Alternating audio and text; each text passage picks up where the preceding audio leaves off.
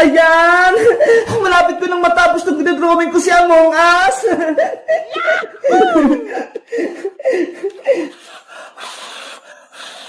Bebang! Gutom na ako! Gusto ko nang kumain! Huy, princess! Hindi mo pa nga natatapos ang assignment mo eh! Tapos pagkain agad yung iniisip mo! Pero bebang, gusto ko na magmerienda. Nanghihina na yung katawan ko. Tignan mo nga oh, hindi ko na madrawing si Among Us. Bahala ka. Basta ako, tatapusin ko muna itong pinagagawa ni Teacher Magda. Kumain na kasi muna tayo, bebang. Mamaya na yung assignment na yan. Eh paano? Wala namang pagkain dito sa bahay eh. Anong kakainin natin? Ano ba yan? Gutom na gutom pa naman ako.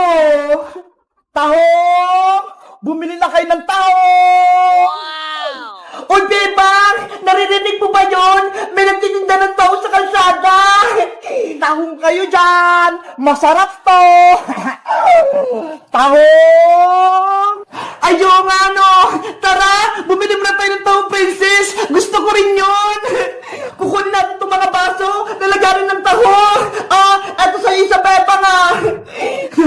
Mamaya ka na assignment ha! Bibili muna kami ng tahong ni princess!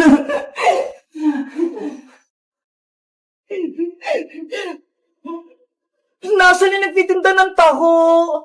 Tahong! Tahong! Ay, bebang! Ayun si Boyang, oh! Siya pala nagtitinda ng taho! Bayang! Pabili kami ni Princess ng taho mo! Ay! Si Bebang pati si Princess! Bibili ng paninda ko! Sa wakas! Magkakabenta na ako! Magkano bibili niyo, Bebang? Isang baso sa akin, Boyong! Punuin mo to, ha! Ako rin, Boyong! Isang baso! Para mabusog ako! 20 pesos ang isang baso! Akin na yung mga bayad nyo! Sigurista ka naman, Boyong! Magbabayad naman kami, ha! Akin na, princess! Baka sabihin mo utang eh, tapos hindi ka magbayad. Eto na yung bayad ko. Eto naman yung bayad ko. Yahoo! May 40 pesos na ako. Sigurado yung mga masarap yan tao mo, Boyong, ha? Dapat mainit-init pa yan. Oo naman! Oh no! Isang baso kay Bebang, isang baso kay princess.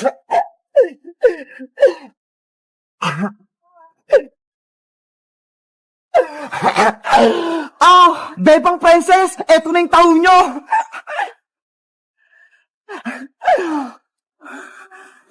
Hala, Boyong, ano to? Bakit taho nyo nasa baso? Kaya nga, ang baho-baho pa, tapos hindi pa luto. Tahong naman talaga yung binibenta ko ah. Sabi ko, tahong, hindi taho. Ano ba yan? Ang pagkakarinig namin? Taho? Yun pala tahong? Magmimerienda pa naman sana kami ni Princess. Ay, Bayang! Ayaw ka nitong tahong mo! Hindi ito makakain! Ibalik mo yung pera ko! Naku!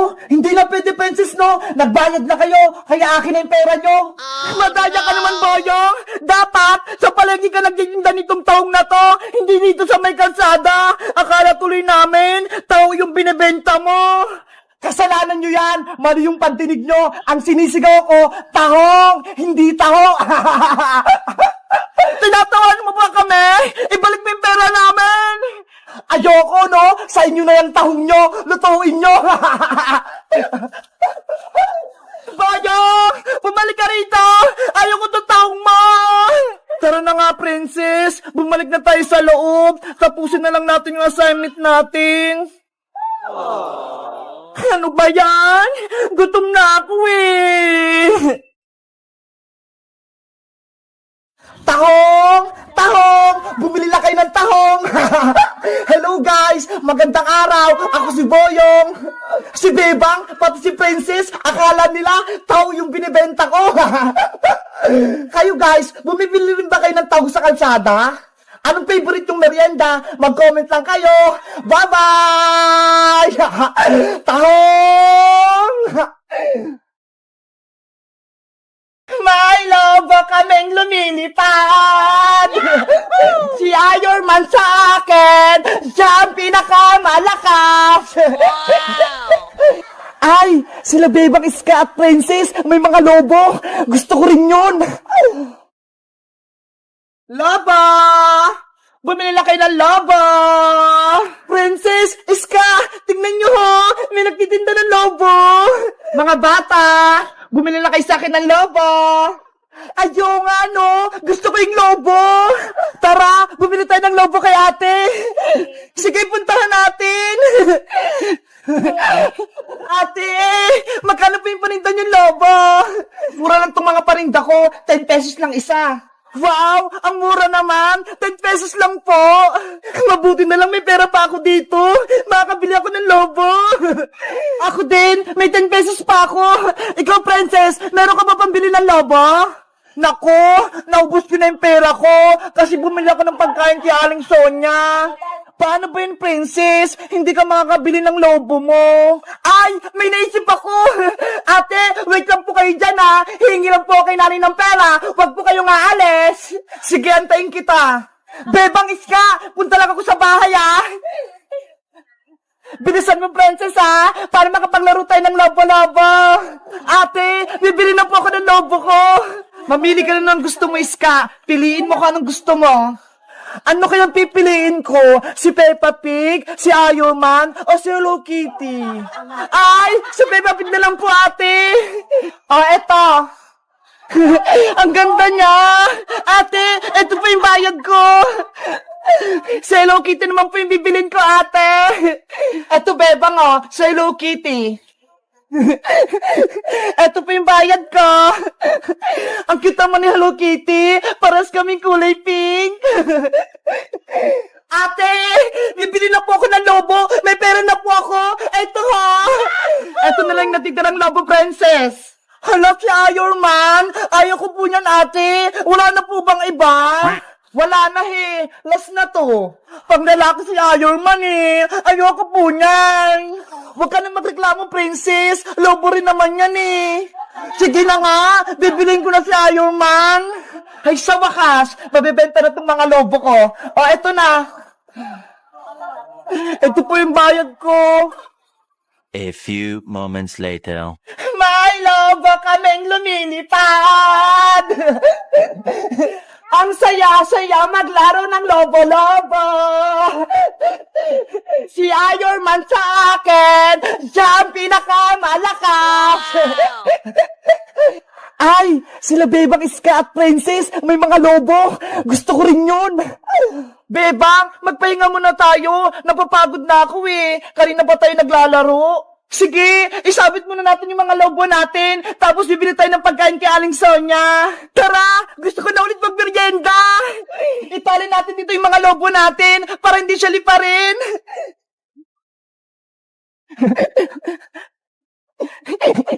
Mga lobo, dito muna kayo Huwag kayong lilipat, babalik kami. Ayun, iniwan nila yung mga lobo. Mga 3 lobo, akin na kayo. Oh, no! Yahoo! May mga lobo na ako.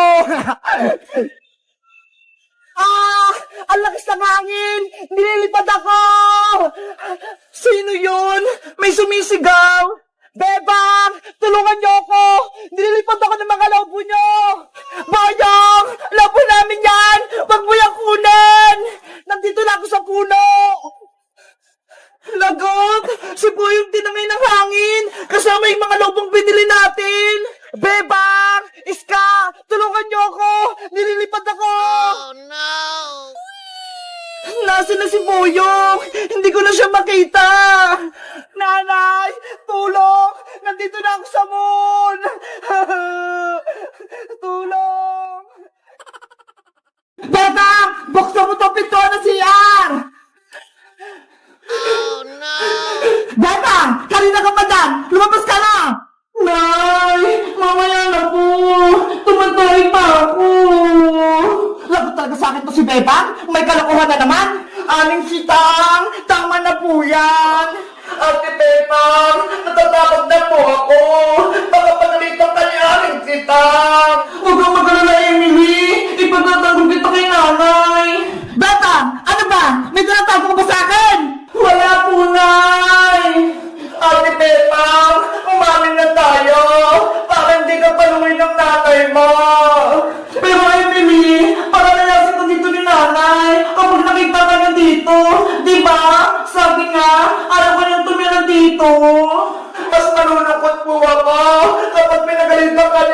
si Tang!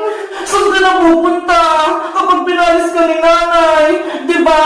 Sabi mo, wala ka ng bahay. Nabaha nga. Huwag ka mag-alala, Ate Bebang. May kaibigan pa naman po ako eh. Sila rin, at saka si Dan Ezekiel. Doon na lang po ako sa kanila titira.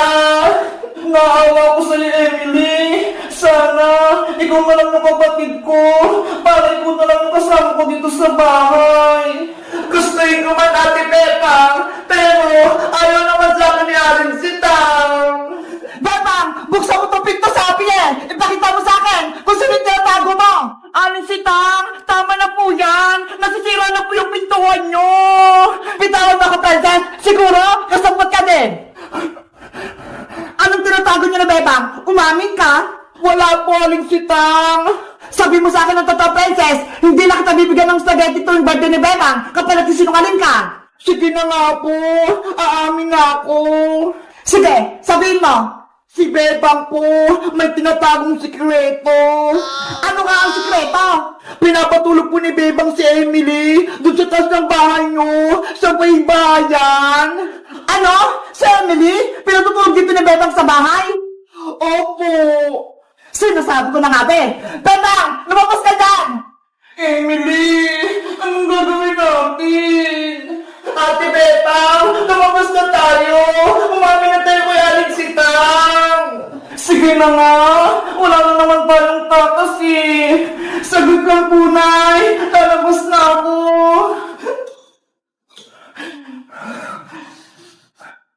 Nay, Aling Sitang. Anong ginawa mo, Bebang? Magpaliwanag ka! Sorry po, Nay. Kung tinago ko si Emily dun sa taas, pinatulog ko pa siya, kahit ayaw niyo po. Aling Sitang, sana, mag niyo pong pagalitan si Ate Bebang. Wala naman po siya kasalanan eh. Pasensya po, kung kay Ate Bebang po ako humingi ng tulong, para meron po akong matuluyan. Yun pala, hindi niyo po ako tanggap.